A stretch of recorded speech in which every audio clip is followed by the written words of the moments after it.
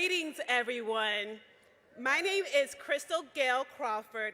I'm from Georgia, and I'm a proud child care worker.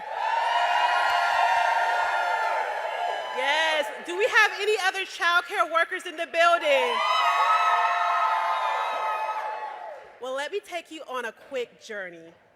I have been working as a nanny for 15 years. I loved my job. But like many of you, I lost my job during the pandemic. And then I was in a terrible car accident. Suddenly, I found myself without a job and chronic back pain.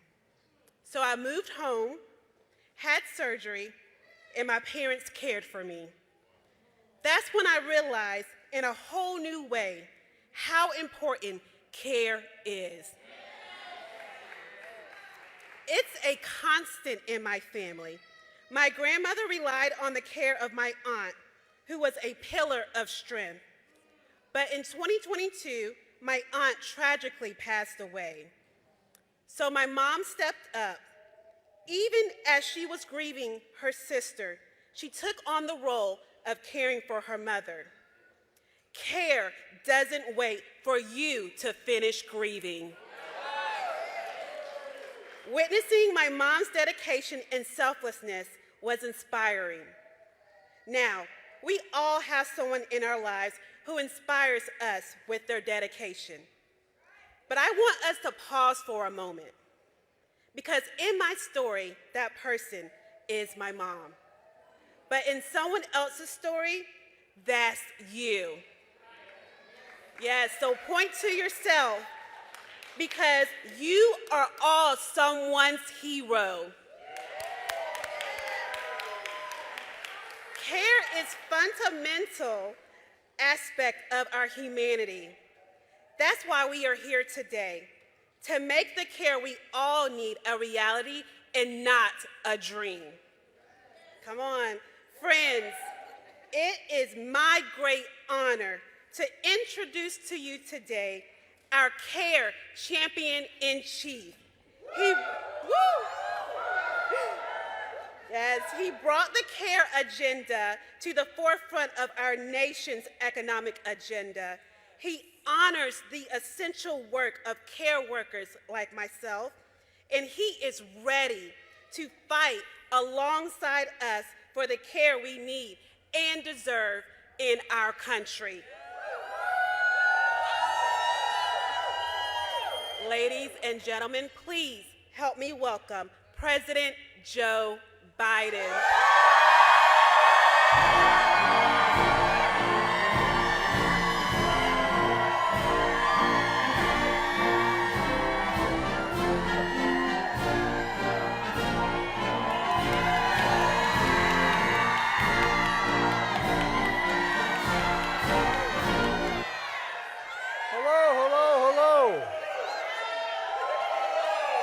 As my mother would say, God love you all. Crystal, thank you for sharing your story. And a simple truth. Folks, you know, there's no better place for me to, last year at this day, I declared Caregiver and Caregivers Month. And I couldn't think of no better place to celebrate it today than here at this station. I'll tell you why. For 36 years, I commuted from the state of Delaware to here every single day the Senate was in session, and over a lot of times. The reason I did is I think I understand a little bit what many of you have gone through and what you're trying to help with. You know, when I got elected, I was 29 years old. Wasn't old enough to be sworn in. While I was down here hiring staff, before I was sworn in, I got a call saying my wife and daughter were dead. My 2 boys were badly injured. And so, you know, I wasn't going to come down, but thank God I had a family and a lot of friends and older members like me, 45, 50, who helped me out. But all kidding aside, I didn't have them. I just started a law practice. I didn't have any money. I mean, I made a living, but I didn't have any money. And what I tried to do is figure out how I was going to raise my boys. No, I'm serious. And I tell you what, I really wonder, why did I commute every single day? Over 1 million miles round trip over the time I was in the United States Senate. And the reason I did, I couldn't afford a house down here without selling my house at home, and I couldn't afford caregiving. The God's truth. No possibility, none whatsoever. But I'm lucky I had a family. My mother, my father, my sister, my brother all moved in, helped me take care of my kids. But then we ended up with mom getting sick and dad getting sick, and we took care of them, the so-called sandwich generation. Look, you care workers represent the best of who we are as Americans. Oh, you really do. We look out for one another in America. We leave nobody behind. Nobody behind. And you've said all the heroes and the lives you talk about, well, you're our heroes.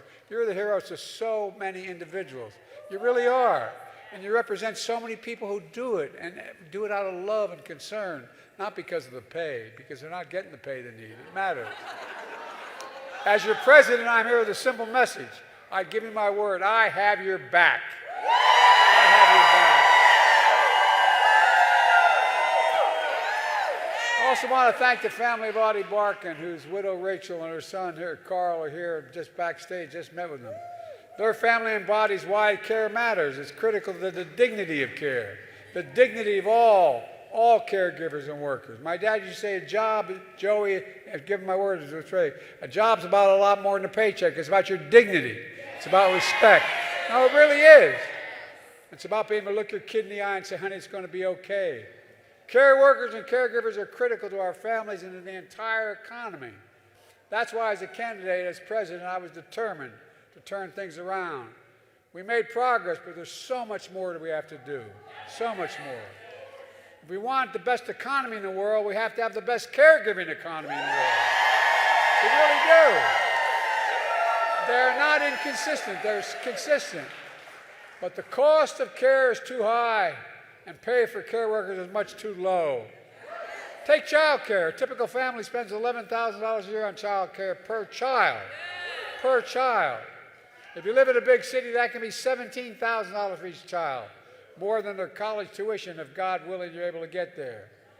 And a lot of parents do the math and realize they can't afford to go to work because child care can sometimes literally cost more than they earn, You know, take-home care, the cost of long-term care for aging loved ones and people with disabilities rose 40% in the last decade. Medicaid offers help, but it can't meet the demand. You know, there are 700,000 seniors waiting in line. 700,000 waiting in line. And people with disabilities are stuck in Medicaid home care waiting lists for as long as 10 years if they survive to be qualified. It's amazing. Think about it. Family members like ours and yours often spend their own retirement savings to pay for the care of the loved ones. Others leave their jobs to care for them. And millions are part of the so-called sandwich generation, taking care of both your kids and your aging parents at the same time. At least that's been the experience of the Biden family. It's overwhelming. Take paid leave. We're the only advanced economy in the world not to guarantee paid leave. We're going to change that.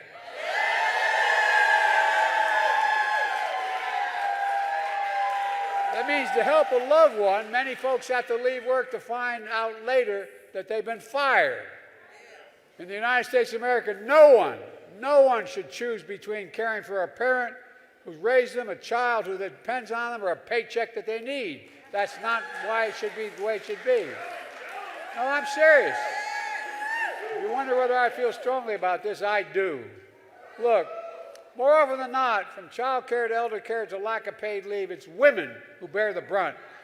Women who bear the brunt. We saw that during the pandemic when 2 million women left their jobs to help take care of their families. It hurts our whole economy to lose so much talent in the workplace.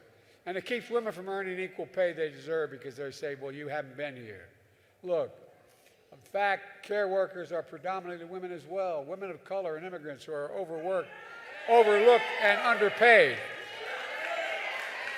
It's not enough just to praise them for all they're doing. We have to pay them.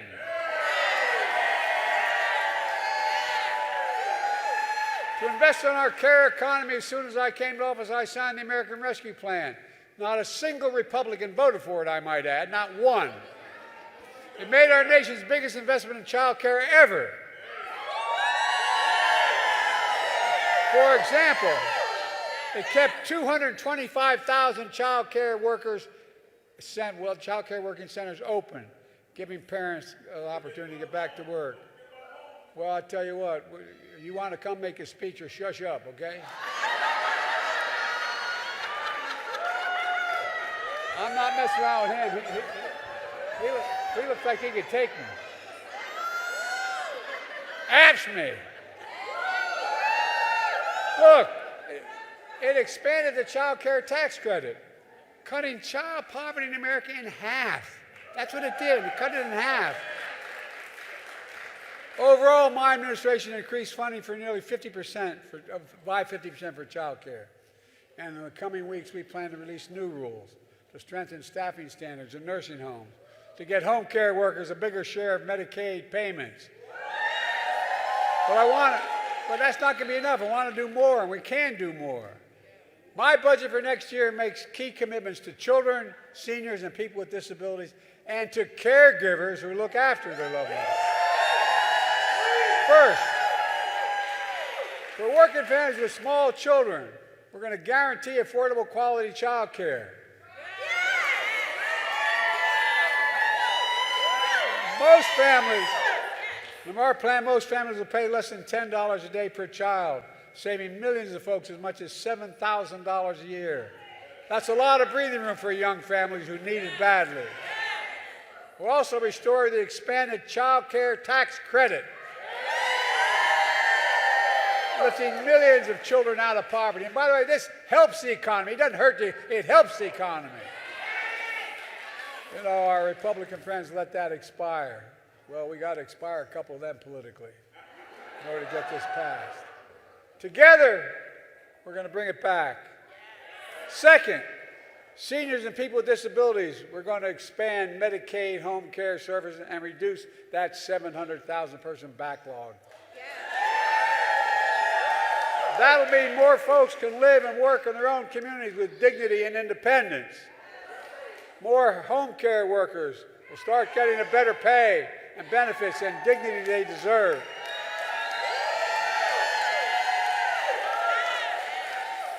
By the way, if anybody's listening besides all of us, we agree on this. This is really, we're deadly earnest. This is not a joke. This matters.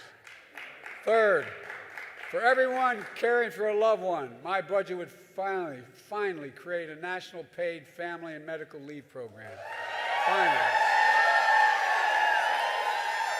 Up to 12 weeks to care for a newborn, a sick loved one, or yourself without losing your income. Look, it's past time America caught up with the rest of the world on paid leave. And folks, all this helps families and it grows the economy. It grows the economy. And we can afford to do it. To put it another, we can't afford not to do it. Look, I'm a capitalist, but I want to make sure that, if you make $1 million, great. Just start paying your fair share in taxes.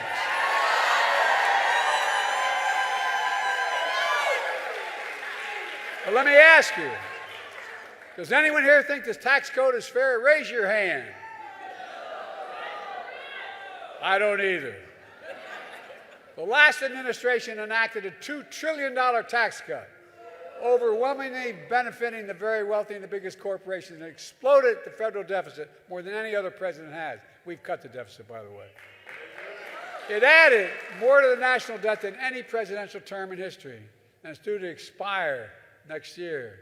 And guess what? I hope to be president because it expires. It's going to stay expired. Stay expired. Our administration has already cut the deficit by $1 trillion. I'm going to cut it even more this decade by making big corporations and very wealthy begin to pay their fair share. Under my plan, nobody earning less than $400,000 a year will pay an extra penny in taxes. I hope that's right. As I make it clear, we're not trying to beat people. There are 1,000 billionaires in America. from $750 to $1,000 since the pandemic. You know what the average tax rate those billionaires pay? 8.2%. No, I'm serious. Anybody want to trade that tax rate? Well, look, that's far less than the vast majority of Americans pay. No billionaire should pay lower tax rate than a teacher, a firefighter, a care worker. And that's why I proposed a minimum tax for billionaires of 25%. It's not even the highest rate, just 25%. And guess what? It's more fair. But it also, guess what it would do over 10 years? It would raise $500 billion. $500 billion. And it wouldn't hurt anybody. I'm a capitalist. If you make $1 billion, wonderful. Pay your fair share. Imagine what we can do. Imagine what we can do for America. Look, folks, imagine a future with affordable child care, home care, elder care, paid leave. But folks, our Republican friends have a different vision.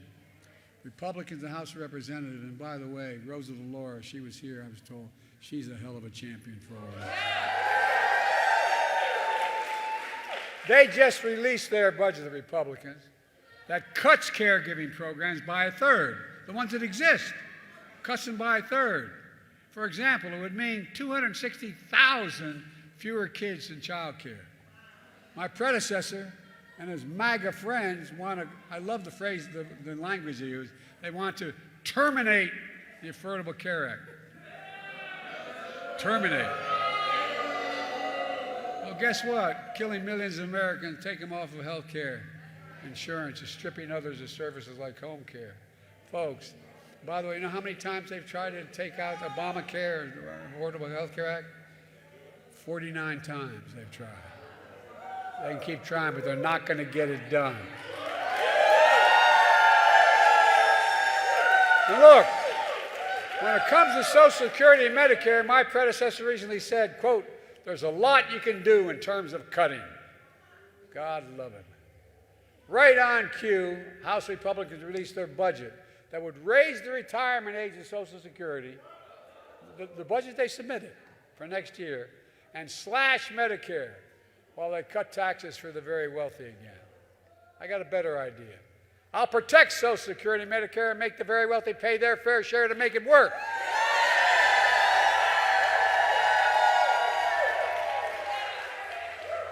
Look, let me conclude where I started by thanking all of you.